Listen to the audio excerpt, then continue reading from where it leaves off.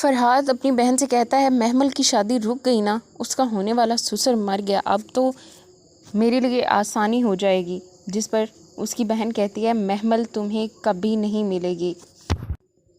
دوسری جانب آپ لوگ دیکھیں گے خدیجہ اپنے شوہر بنیامین سے بات کرتے ہوئے کہتی ہے میرے فرحاد نے چاہا ہے اسے، اس کے لیے مانتی ہے تو ٹھیک، ورنہ کنواری بیٹھی رہے گی۔ ادھر آپ لوگ دیکھیں گے کہ سراج احمد سری جب بنیامین سے بات کرتا ہے اور کہتا ہے چل پھر اب یہ کھیل جیت ہار پہ ختم کرتے ہیں، اب یا تم نہیں یا پھر ہم نہیں، جس پر بنیامین کہتا ہے کہ جان بچانے کے لیے سوچنا پڑے گا کہ کس کس کی جان جائے گی۔ دوسری جانب آپ لوگ دیکھیں گے کہ فرحاد چھوٹے حضرت سے بات کرتے ہوئے کہتا ہے کہ تو بھی مرے گا حضرت، محمل تمہاری کبھی نہیں ہوگی، جس پر حضرت کہتا ہے تو پھر کوئی طریقہ ڈھونڈ کہ موت تجھے چھوڑ دے۔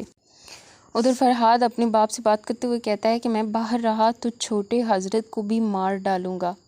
جی ہاں، جس طرح فرحاد کہتا ہے کہ میں چھوٹے حضرت کو، اور چھوٹے حضرت کو وہ دھمکیاں دیتا ہے، جس پر چھوٹے حضرت جب منٹو کے گھر جاتے ہیں اور ماریہ کے گھر جاتے ہیں تو وہ دونوں منٹو کے گھر کے باہر کھڑے ہوتے تینوں، تو تب فرحاد بھی وہاں آ جاتا ہے اور فرحاد چھوٹے حضرت پر گولی چلا دیتا ہے اور وہ گولی چھوٹے حضرت کو لگ جاتی ہے۔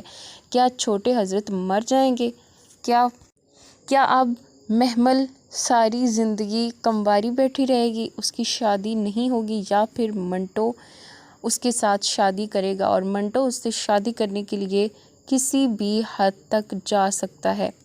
اپنی رائے کا اظہار کمنٹ باکس میں کریں۔ چینل پر نئے ہیں تو چینل کو سبسکرائب کر لیجئے۔